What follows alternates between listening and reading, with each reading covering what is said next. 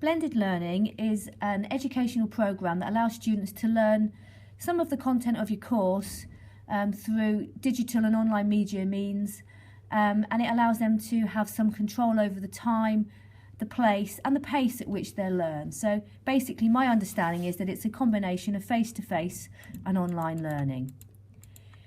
I found that it does enable you to differentiate quite well and personalise the learning and really focus on individual progress for your students.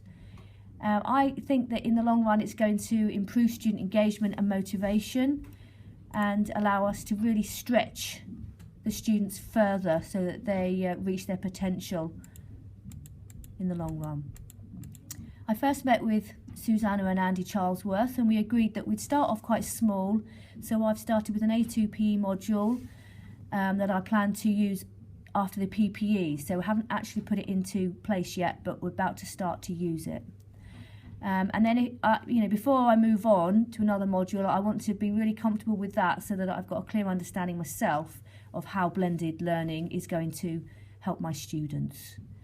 So it's set up on Moodle for us. I didn't have to devise any new resources because most things were already on our Moodle page. It's just really the structure in which it's put on that is going to help our students a little bit more. I think it's going to really help the students inside and outside the classroom a little bit more. So if you go to my A2P Moodle page, you can see exactly how I've set it up. I've called it Blended Learning Packs, and it's only so far on the energy sources and systems unit, so you can see how I've set it up. But I've just got some learning objectives there, practical tasks that they can do, some resources that they can read, a little video clip that they can watch, and an activity, some more activities that they can do.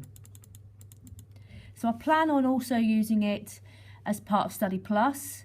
So the way the blended learning page is structured, it will have schedules on it so that they can complete certain things at certain times.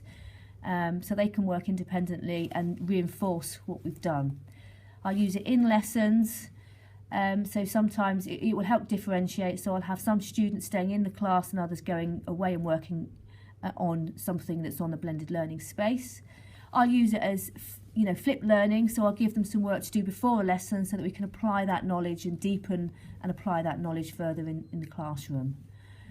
I think it will also be really useful if staff are absent, so you can direct your students towards that blended learning space with work to do, or if there's a snow or flood or any weather issues that stop staff or students getting in, you've got work there ready in place. And if a student's absent, they'll be able to catch up on the work in that way. So far it seems all very positive, and I hope that when we start to use it, it's going to really have a good impact on the results and the learning of the students.